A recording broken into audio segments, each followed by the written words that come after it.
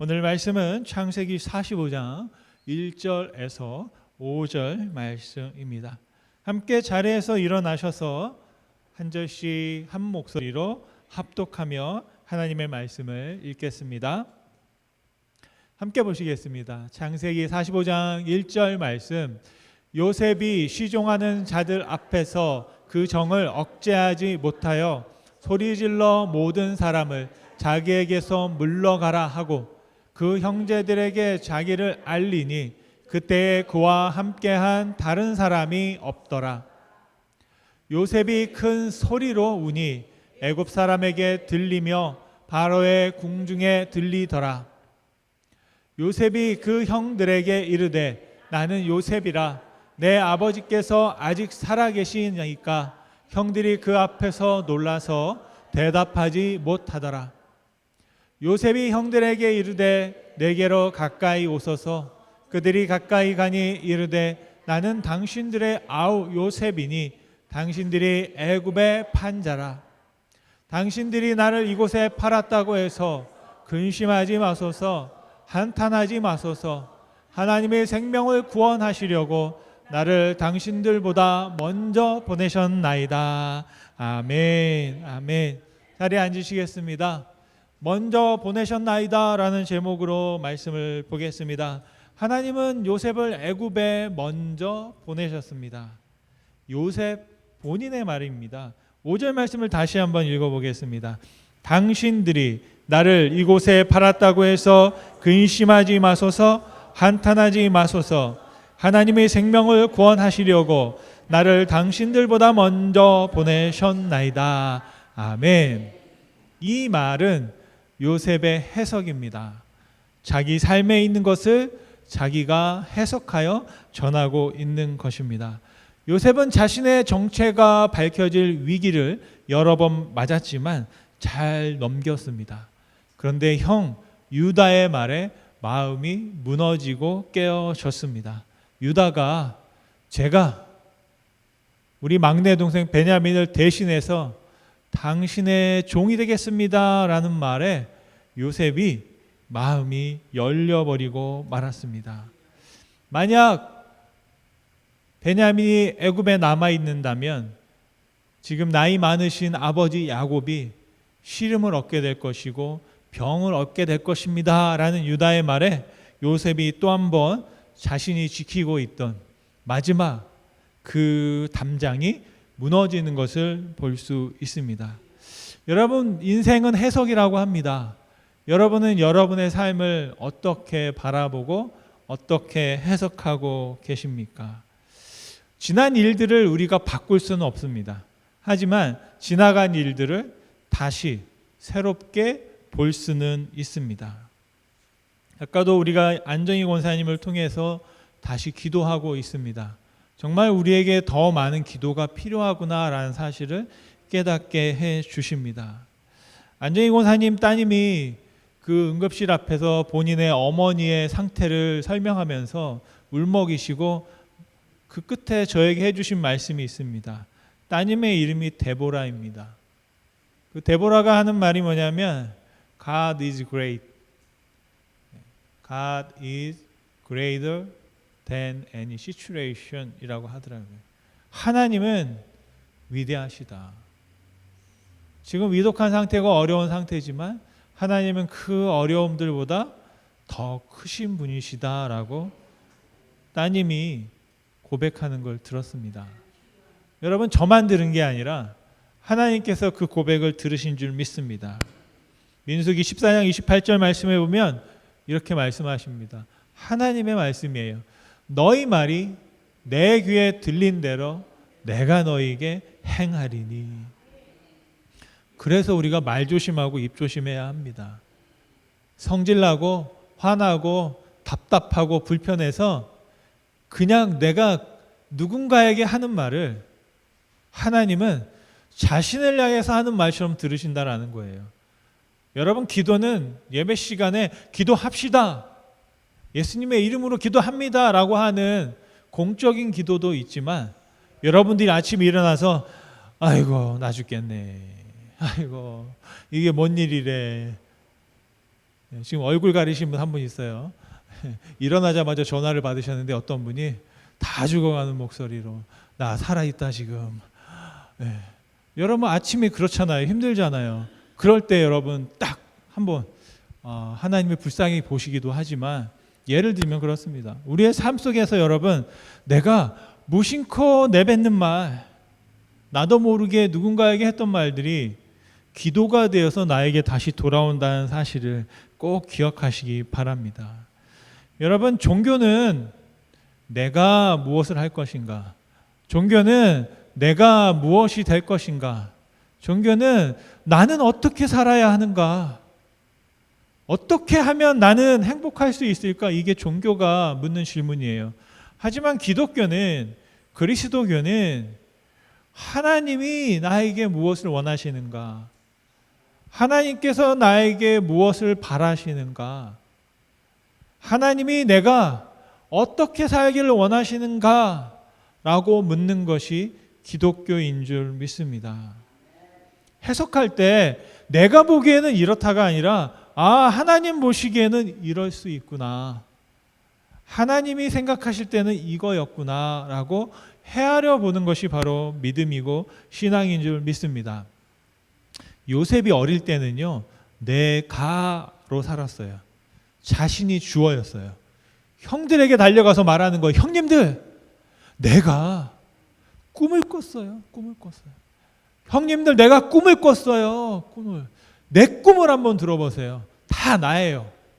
내가 꿈을 꿨는데 형들이 나에게 절을 합디다. 이게 도대체 무슨 뜻일까요? 형들이 어때요? 열받는 거죠. 화나는 거죠. 이제 까마득하게 지금 형이라고 그러면 큰형은 30, 40 거의 아버지 뻘 넘어가는 거예요, 지금. 그런데 내가 너한테 절을 한다고? 내가 너의 종이 된다고? 내가 너를 왕처럼 섬긴다고? 말도 안 되는데 요셉은 뭐라고 해요? 내가 꿈을 꿨다고. 내가 보니 그렇더라 라는 겁니다. 혹시 여러분 그런 말씀 하신 적 있으세요? 내 생각이 말이야. 내가 해보니까 말이야. 이거야 라고 하신 적 있으실 것 같습니다. 근데 요셉이 어릴 때 그랬다는 거예요. 그런데 지금 오늘 창세기 45장에 40이 가까이 된 요셉이 하는 말이 뭐냐면 내가가 빠져버렸어요. 그 삶의 주어가 무엇이 됐습니까? 하나님이 라는 거예요. 형들에게 말하는 겁니다. 형님들, 하나님이 당신들을 구원하시려고 하나님이 저를 당신들보다 먼저 보냈습니다 라는 겁니다. 여러분, 하나님께서 여러분을 먼저 보내신 줄 믿습니다. 하나님이 먼저, 저보다 먼저 여러분들을 시온교회로 보내셨어요. 왜요? 저를 구원하려고. 말이 되나요? 말이 될 수 있도록 해주시기 바랍니다. 여러분이 저를 구원하셔야 돼요. 먼저 간 사람들이 구원해요. 부모들이 먼저 온 이유가 뭐예요? 자식들을 키우라고요. 자식들을 살리라고요. 자식들을 구원하라고 하는 거 아니겠습니까? 여러분이 왜 먼저 오게 된지를 하나님을 통해서 우리가 발견할 수 있게 되기를 간절히 소원합니다. 여러분, 하나님의 형통은 무엇이냐면 하나님의 뜻을 이루어 드리는 것이에요. 그런데 여러분, 하나님의 뜻은 어디 있냐면 우리보다 앞서 있습니다. 우리보다 앞서 가신 그 하나님의 뜻을 이루어 드리고 그리고 그 길을 따라가는 것이 바로 형통인 줄 믿습니다. 오늘 말씀을 통해서 질문해 보는 것은 뭐냐면 요셉을 통해서 하나님이 앞서 가신 삶을 어떻게 따라갈 것인가, 어떻게 살아갈 것인가 한번 요셉을 통해서 배워보려고 합니다. 첫 번째, 요셉은 울었어요. 울었어요. 요셉이 형들한테 말하면서 통곡을 했어요. 여러분, 그 울음의 의미가 무엇일까요? 아마 저마다 생각이 달랐을 겁니다. 그런데 요셉은 자신에게 주어진 하나님의 뜻을 선포하면서 그 구원을 이루기 위해서 자신이 눈물로 감당했다라고 생각을 합니다. 요셉은요, 그 당시 세상에서 가장 힘센 바로 그리고 2인자로 최고의 권력을 가지고 있던 사람입니다. 그런데 그 요셉이 펑펑 대성통곡을 하며 울었다라는 것입니다. 1절 말씀을 같이 한번 읽어보겠습니다. 1절 말씀. 요셉이 희종하는 자들 앞에서 그 정을 억제하지 못하여 소리질러 모든 사람들을 자기에게서 물러가라 하고 그 형제들에게 자기를 알리니 그때에 그와 함께한 다른 사람이 없었더라. 아멘. 첫째는 막 화를 내고 소리를 지르는 거예요. 다 떠나라. 다 보기 싫다. 저리 가라. 그래 놓고 뭐 했어요? 막 울었다라는 것입니다.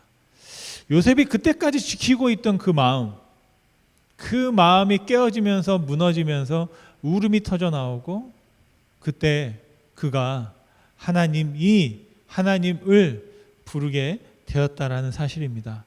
여러분, 우리의 마음을 잘 지키시기를 소원합니다. 우리의 마음을 지키기 위해서는 때로는 우리의 마음을 단련이 필요하고요. 우리의 마음이 깨어지는, 또 상처받는, 또 때로는 힘든 과정들을 통해서 우리의 마음들이 더 강건해지는 줄 믿습니다.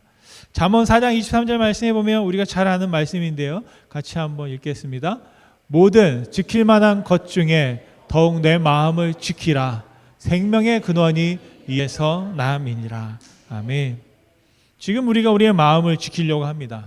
막 눈물이 이렇게 가득 차 있다 할지라도 하나님 지켜주시고 우리의 마음을 지켜주시고, 마음을 어떻게 먹느냐, 마음을 어떻게 다잡느냐가 굉장히 중요한 것이죠. 그런데 바로 그것을 요셉이 어떻게 했습니까? 마음을 잡기 위해서 눈물을 참는 게 아니라 오히려 마음을 지키기 위해서 울었다라는 겁니다. 거짓으로 위선으로 내 마음을 채우는 것이 아니라 내 마음을 지키기 위해서 내 마음에서 터져나오는 눈물을 울었다라는 것이에요. 오늘 저녁 집회에서도 우리가 하나님께 기도하며 또 많이 울고 하나님께 우리의 마음을 내어놓고 호소하고 기도함을 통해서 우리의 마음을 지키실 수 있게 되기를 간절히 축원드립니다. 여러분, 우리가 사랑받은 사람이 사랑할 수 있고요, 울어본 사람이 눈물의 의미를 알고 그 사람을 위로할 수 있습니다. 여러분, 요셉의 통곡을 했고 그 통곡을 통해서 혼자서 눈물을 감당했지만 이제 놀라운 변화가 일어났습니다. 요셉이 울기 전까지는 자신이 사브넷 바네아라였어요. 그게 무슨 말이냐면 애굽의 사람 총리의 이름이 뭐냐면 사브낫 바네아입니다. 그런데 오늘 형들에게 자신이 대성통곡하고 하는 말이 뭐냐면 나는 요셉이라. 그때부터 새로운 요셉이라는 이름을 갖게 되었습니다. 두 번째로 요셉은 이름을 찾았습니다. 사브넷 바네아에서 다시 요셉이 됐습니다. 3절 말씀을 같이 한번 읽어보겠습니다. 요셉이 그 형들에게 이르되 나는 요셉이라. 내 아버지께서 아직 살아 계시니까. 형들이 그 앞에서 놀라서 대답하지 못하더라. 아멘. 뭐라고요? 나는 요셉입니다. 나는 애굽의 총리 사브낫 바네아로 알고 계시지만 여러분의 동생 요셉입니다 라고 했습니다. 그 전까지는 이 세상에 요셉은 없었어요. 그런데 요셉이 다시 요셉을 찾게 되었습니다. 여러분의 인생을 살다 보면 나를 잃어버릴 때가 있습니다. 혹시 여러분 그럴 때 없으셨나요? 내가 왜 살아야 하는가? 저도 유년 시절에 굉장히 잘 살 수 있었는데 지금도 많이 후회하는 게 그거예요. 내가 왜 그렇게 살았을까? 늘 소심하게 정말 하고 싶은 것이 있었으면 무엇이든지 할 수 있었는데도 불구하고 늘 그냥 골방에 뭐가 그렇게 늘 창피하고 부끄럽고 무서워가지고 그냥 숨어만 지냈던 제 어린 시절이 있어요. 지금 제가 사진을 찍고 찍히지만 예전에는 저 사진 찍는 걸 너무 싫어했거든요. 그래서 친척들이 와가지고 사진을 찍자 그러면 저는 도망가고 막 안 찍겠다 그러고, 근데 우리 애들이 또 도망 다녀요. 사진 안 찍겠다고. 그래서 항상 뒷모습만 찍어요. 이렇게 뒷모습만, 도망가는 모습만 찍고 있어요. 제가 살다 보니 정말 어떤 생각이 드냐면 어느 날 갑자기 큰 우주 속에 나 혼자 있다라는 생각이 딱 들게 되더라고요. 분명히 부모님도 있고 동생도 있는데 나는 왜 혼자지? 라는 생각이 들게 되더라고요. 그리고 세상에 있는 모든 사람들이 나를 바라보지도 않고 주목하지도 않고 관심도 없고 그런 어떤 생각을 갑자기 하게 되면서 죄송하지만 제가 부산을 몰래 갔다는 거 아닙니까? 부산에 태종대라는 아주 멋진 절벽이 있는데 네, 그건 조금 이따 나와야 되는데 저게 등대가 보이죠. 등대. 저게 태종대예요. 태종대. 등대 사진 한번 보여줄래요? 네. 멋있잖아요. 근데 저기 빨갛게 돼 있는 데 있죠. 저기서 사람들이 많이 뛰어내린다는 거예요. 그래요? 맞아요? 네. 그래서 저 이름이 뭐냐면 자살바위예요. 근데 제가 저걸 어떻게 알았는지 야 저기를 한번 가보자. 그래서 부산에 딱 갔는데 버스를 탔는데 비가 막 오기 시작하네요. 그리고 저 한참 입구에 딱 내렸는데 저 혼자 내린 거예요. 버스에서. 비가 오니까 저기를 걸어가는데 아무도 없어. 큰일 난 거예요 이제. 아니 누구라도 있으면 날 말릴 텐데 무슨 말 하는지 아시겠죠? 아무도 나를 말릴 사람이 없어요. 저 혼자 그냥 걸어가는 거야. 마음을 먹었으니 어떻게 해요? 저 마음속에서는 해야 돼. 그런데 그때 뭐가 나왔냐면 갑자기 사인이 하나 보이더라고요. 뭐가 보이냐면 자갈마당이라고. 그 앞에 사진 보여주세요 또. 그래서 그 자갈마당을 그게 뭐지? 하고서는 원래는 저 등대를 가야 되는데 자갈마당을 간 거예요. 가서 딱 갔더니 가까워지는데 갑자기 짜짜짜짜짜짜짜짜짜 갑자기 막 소리가 나는 거예요. 짜짜짜짜짜짜짜짜 이게 무슨 소리지? 따라갔더니만 저 파도에 자갈이 막 굴르면서 돌이 부딪혀가지고요. 막 청량한 아름다운 소리가 막 나더라고요. 혹시 그런 소리 아시는 분 있으세요? 손 한번 들어보신 적 없으세요? 있으시죠? 보수선에 가도 그런 게 있어요. 저도 이게 항상 보면 저 자갈로 덮여 있는 바다를 이제 그때부터 좋아하게 됐는데 저쪽 거제도 쪽에도 있고요. 이쪽 보튼 쪽에도 있고 저런 모래가 아닌 자갈로 덮여 있는 데 있어요. 저기에 가보시면 차차차차차차차 하고 무슨 막 파도 소리와 함께 그 돌이 굴러가면서 내는 소리가 너무나 아름다운 거예요. 그때 내가 딱 정신이 차렸어요. 내가 여기 이러려고 온 게 아니지. 그리고선 다시 등대를 향해서 막 걸어가기 시작합니다. 좀 하나님을 믿었고 예수님이 나의 구주 되심을 알았는데 내가 그 등대까지 가는데 아무도 나를 붙잡거나 말리는 사람이 없어요. 세상에 정말 나 혼자인 거야. 와, 이거 어떻게 해야 되지? 지금은 내가 웃고 있지만 그때는 너무 심각했어요. 이게 하나님의 뜻인가? 막 그러면서 절벽을 한 10m 앞에 두고 뛰어내리는 게 하나님의 뜻이 아니고 그래서 절벽을 한 10m 앞에 두고 난간을 제가 건넜어요. 건너서 가까이 가는데 와, 인기척이 하나도 없어요. 그래서 한 서너 걸음까지 갔는데 정말 조용한 거예요. 와, 세상에 나 혼자 있어요. 아무도 나를 말려주지 않아. 그러면서 한참 생각한 거예요. 그래서 일단 한번 내려다보자. 이렇게 내려다 봤더니 와, 정말 까마득하더라고요. 그래서 다시 뒷걸음질 쳤어요. 막 그래 본 적이 있나 봐요, 여러분들.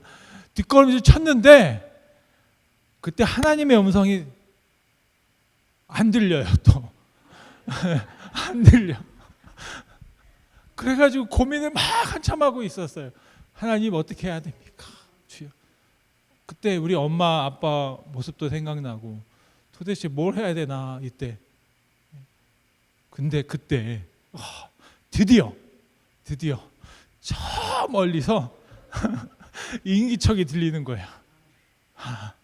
그래서 제가 이게 하나님의 뜻이다. 그래서 다시 돌아가가지고 그랬던 적이 있다는 거 아니에요. 그런데 문제가 생겼어요. 왜? 기차표를 오는 것만 끄는 거예요. 그리고 돌아갈 표가 없어가지고 그 다음 이야기는 제가 나중에 자서전을 쓰게 되면 여러분 책을 사서 보시기 바랍니다. 뭐냐면 우리가 심각한 얘기하는데 웃으니까 저도 예. 나를 잃어버릴 때가 있는 거예요. 저도 모르게 왜 그랬는지 모르겠는데 나를 잃어버렸어요. 근데 나중에 그런 생각을 하게 된 겁니다. 제가 살아야 될 핑계를 찾아야 되잖아요. 저는 저 자갈마당이 저를 살렸다고 생각해요. 무슨 말이냐면 저는 저곳을 보고 갔는데 내가 몰랐던 저렇게 아름다운 해변이 있었던 거예요. 내가 몰랐던 게 있었던 거예요. 내가 모르는 게 있었구나. 그때 제가 깨달았던 건 뭐냐면 내가 나를 다 아는 게 아니구나. 내가 고등학교 2학년 때 그 아이의 생각과 수준으로 나를 봤을 때는 그만큼만 볼 수 있었으나 내가 여전히 모르는 내가 있구나. 내가 나를 다 알지 못하는구나. 그게 무슨 말이냐? 하나님께서 나를 알아보시고 나의 삶을 통해서 주장하시고 인도하시고 계획하고 계신 것이 있는데 내가 모르고 있구나. 제가 살 수 있었던 것은 내가 몰랐기 때문입니다. 내가 다 안다고 생각하면 내가 하면 되는 거지만 내가 나를 모르는구나. 여러분은 여러분을 잘 아시나요? 여러분이 지나온 시간을 통해서 나도 모르게 실수하고 잘못하고 때로는 죄를 짓고 때로는 상처 주고 아픈 이야기와 또 참 후회하는 많은 삶을 살았던 그런 기억들이 있으실 줄 압니다. 그런데 그런 걸 통해서 우리가 배우는 게 뭐냐면 내가 나를 모르는구나 아직. 요셉은 자기가 몰랐던 거예요. 자기는 애굽의 총리 사브나 바네아로 살다가 그냥 그렇게 여전히 요셉은 하나님을 믿었어요. 그냥 하나님을 섬기면서 살아도 됐습니다. 그런데 그때 요셉이 알게 된 거예요. 내가 요셉이구나. 하나님이 나를 요셉으로 부르셨구나. 요셉으로 살게 하셨구나. 왜 부르셨습니까? 바로 그 요셉이 누구를? 그 형제를, 그 가족을 구원하게 하시려고 하나님이 자신을 먼저 보내셨다는 거예요. 여러분 삶에 어려운 일들이 있을 때 꼭 기억하십시오. 내가 몰라서 그래. 내가 몰라서 그런 거예요. 하나님이 언젠가는 알게 하시고 깨닫게 하시고 인도하실 줄로 믿습니다. 여러분 세 번째로 요셉은 형들을 구원했습니다. 저 같으면 안 했어요. 저 같으면 못할 것 같아요. 그냥 모른 척 할 것 같아요. 그런데 요셉은 했어요. 내가 요셉입니다.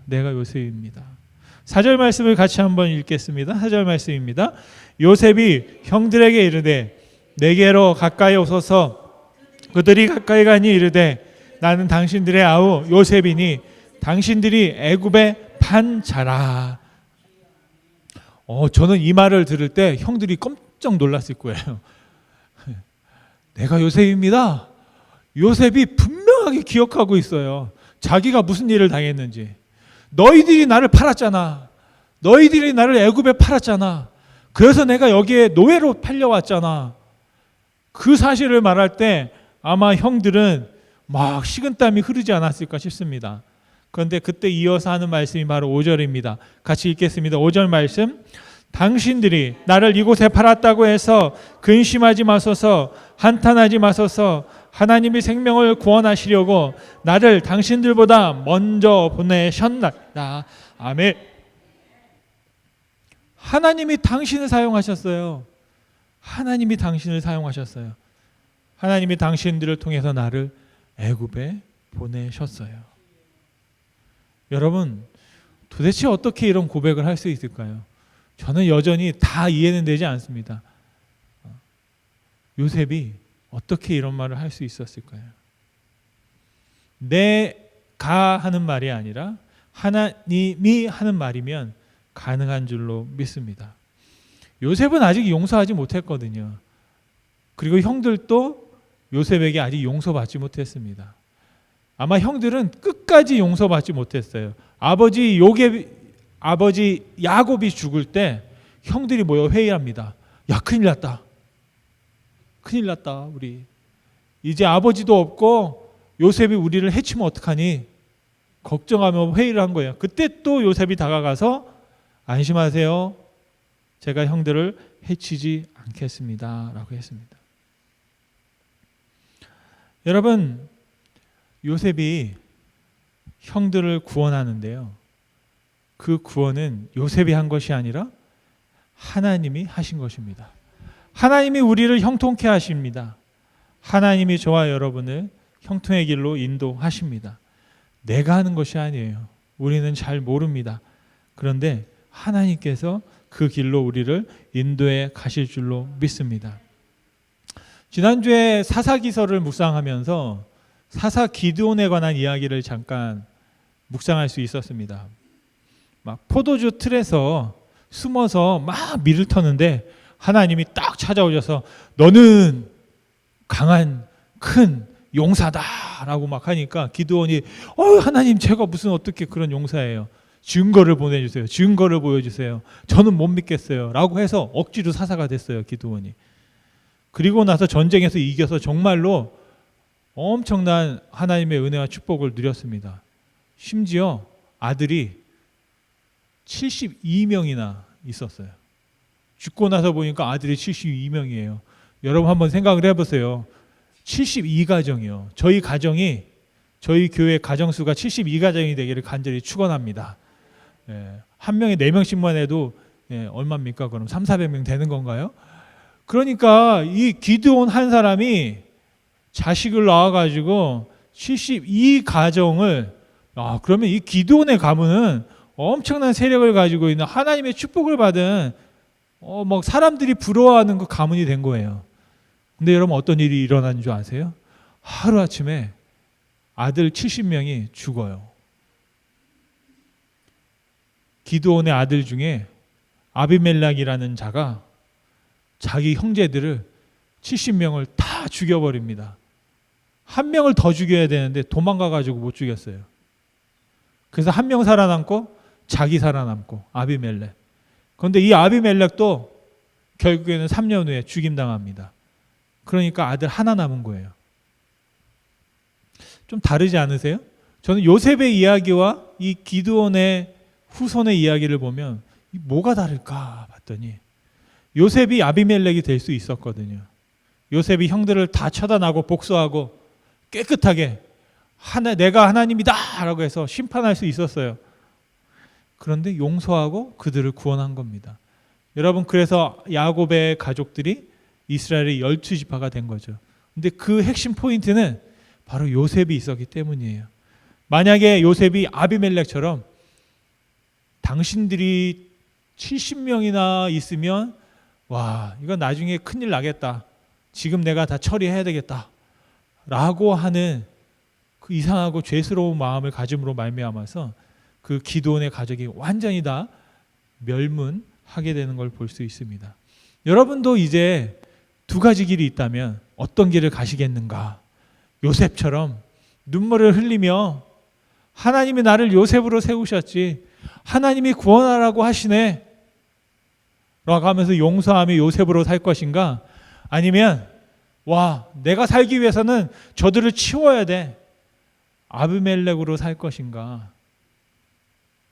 우리는 하나님께서 계획하시고 뜻하신 형통의 길을 따라갈 수 있기를 간절히 소원합니다. 말씀을 마치면 하나님은 우리를 구원하시기 위해서 예수님을 먼저 보내주셨습니다. 예수님은 요셉을 먼저 보내서 형제들을 구원하셨고, 하나님은 예수님을 우리에게 먼저 보내서 우리를 구원하게 하시는 줄로 믿습니다. 시편에 보면 105편 17절에 요셉에 관한 이야기가 이렇게 짧게 나옵니다. 같이 한번 읽겠습니다. 그가 한 사람을 앞서 보내시며 요셉이 종으로 팔렸도다. 여기서도 그렇게 말하는 거예요. 누가 보냈어요? 하나님이 요셉을 보냈다라는 거예요. 여러분, 하나님이 여러분을 보내신 줄 믿습니다. 하나님이 예수님을 보내신 줄 믿습니다. 이제 여러분, 하나님이 요셉을 보내신 것처럼, 하나님이 예수님을 먼저 보내신 것처럼 하나님이 여러분을 먼저 믿게 하시고 먼저 보내신 줄로 믿습니다. 왜 보내셨을까요? 왜 먼저 가게 하셨을까요? 왜 누구보다 예수님을 믿게 하셨을까요? 바로 하나님의 구원을 우리가 이루어 드리는 형통의 삶을 살기를 하나님께서 원하시는 줄 믿습니다. 사브나 바네아로 살았던 요셉이 자신의 이름을 찾았어요. 여러분들도 여러분의 이름을 찾으시기 바랍니다. 하나님께서 여러분에게 주신 이름이 있어요. 여러분에게 예수라는 이름을 주셨습니다. 이제 예수님의 제자가 된다는 건 뭐냐면 제가 누굽니다. 제가 송목사입니다가 아니라 제가 예수님을 믿습니다. 제가 예수님을 따라갑니다. 제가 예수님의 사람입니다. 라는 정체성과 믿음과 신앙을 가지고 우리가 살아갈 수 있게 되기를 간절히 소원합니다. 여러분, 마지막 순간에 우리의 영혼이 희미해질 수도 있어요. 그때 저는 제 이름을 기억이 안 나고 제 앞에 있는 사람이 누군지 알아보지 못한다 할지라도 예수를 부르고 가겠다라는 마음과 작정을 가지고 여러분 살아가실 수 있기를 간절히 소원합니다. 하나님이 먼저 보내신 그 예수님을 우리가 따라감으로 말미암아 하나님의 형통을 누리고 또 형통의 사람으로 다른 사람을 형통케 하는 길에 설 수 있게 되기를 간절히 소원합니다.